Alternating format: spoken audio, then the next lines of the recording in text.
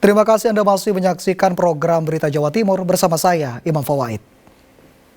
Seorang pelatih futsal sekolah dasar membanting pemain futsal lawan saat melakukan selebrasi seusai mencetak gol. Saat diperiksa, korban mengalami cedera tulang ekor hingga melaporkan peristiwa yang menimpanya ke Polrestabes Surabaya. Selebrasi kemenangan tim futsal sebuah madrasah ibtidaiyah di kota Surabaya berakhir mengenaskan. Hal itu terjadi saat sang pencetak 2 gol kemenangan dihampiri lalu dibanting oleh pelatih tim lawan dari sebuah SD negeri di Surabaya. Dalam video amatir berdurasi 25 detik, pelaku berbaju hitam tiba-tiba membanting korban hingga jatuh ke lapangan. Korban sempat berusaha menjaga keseimbangan, namun karena hentakan cukup kuat, ia jatuh terduduk. Setelah peristiwa itu, ayah korban langsung membawa anaknya ke rumah sakit dan melaporkan kejadian tersebut ke unit PPA Polrestabes Surabaya. Pihak keluarga menyayangkan peristiwa tidak sportif dan berujung kekerasan tersebut ke polisi untuk mendapatkan keadilan. Apalagi dari hasil pemeriksaan korban mengalami keretakan tulang ekor hingga memerlukan masa pemulihan 5 hingga 6 bulan. Dalam masa pemulihan itu korban tidak diperbolehkan sama sekali melakukan olahraga. Kasih Humas Polrestabes Surabaya AKP Rina Santi Dewi mengatakan 7 orang sudah diperiksa termasuk korban dan pelaku.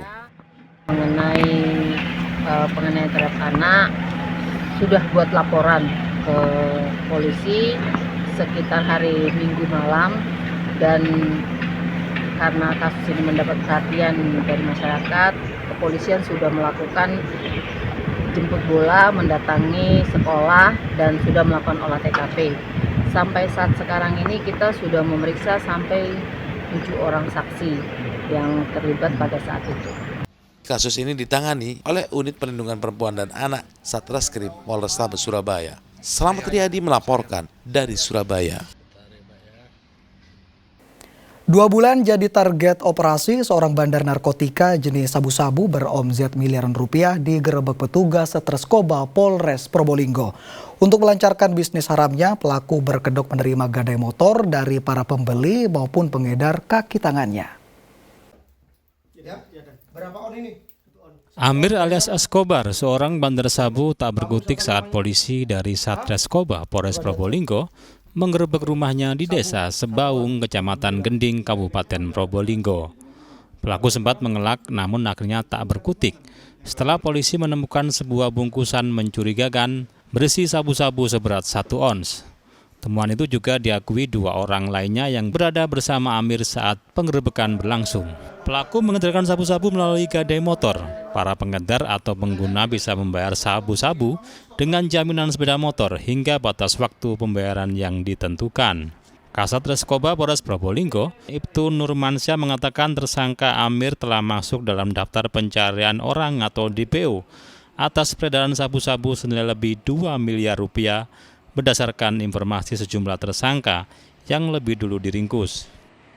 Motor di TKP kami ketemukan dari hasil pemeriksaan terhadap tersangka, ternyata motor ini sebagai alat gadai, alat tukar dari kaki tangannya Kobar untuk yang tidak memiliki uang. Jadi kalau mereka tidak punya uang, mereka gadaikan motornya di Kobar dengan tukar sabu, seperti itu.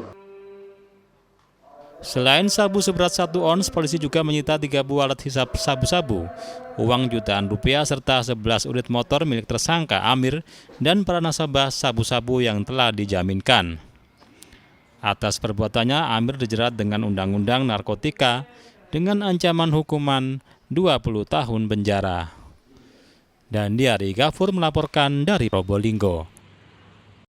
3 terdakwa kasus kepemilikan ladang ganja di Lumajang divonis 20 tahun penjara serta denda 1 miliar rupiah oleh Majelis Hakim Pengadilan Negeri Lumajang.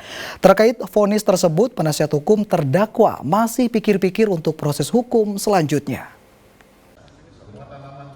Sidang vonis 3 terdakwa kasus kepemilikan ladang ganja di kawasan Taman Nasional Bromo Tengger Semeru atau TNBTS digelar di Pengadilan Negeri Lumajang. Ketiga terdakwa yakni Tomo, Tono, dan Bambang menjalani sidang vonis secara bergantian di ruang Garuda dipimpin Hakim Ketua Redite Ika Septina. Dalam putusan yang dibacakan majelis hakim, ketiga terdakwa dijatuhi hukuman penjara 20 tahun serta denda 1 miliar rupiah atau hukuman pengganti berupa penjara selama 5 bulan apabila tidak dapat membayar denda.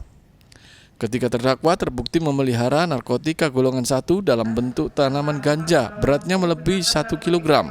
Vonis ini lebih berat dari tuntutan jaksa penuntut umum yang hanya menuntut terdakwa dihukum penjara selama 12 tahun dan denda 1 miliar rupiah. Atas vonis tersebut, ketiga terdakwa menyatakan pikir-pikir untuk langkah hukum selanjutnya.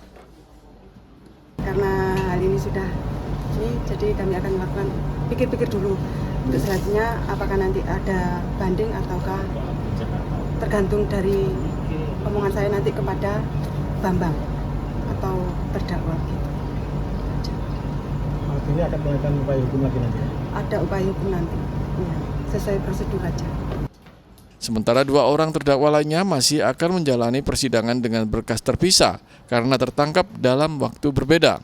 Kasus temuan ladang ganja yang berada di kawasan hutan Dusun Pusung Dhuwur, Desa Argosari, Kecamatan Senduro, Lumajang, yang masuk kawasan Taman Nasional Bromo Tengger Semeru terungkap bulan September 2024 lalu. Ditemukan 59 titik ladang ganja dengan total barang bukti sebanyak total 47.000 lebih tanaman ganja. Nur Salim melaporkan dari Lumajang. 2 kambing mati diserang anjing liar, warga di Ponorogo siap siaga menjaga kampungnya. Informasi selengkapnya akan kami hadirkan untuk Anda sesaat lagi.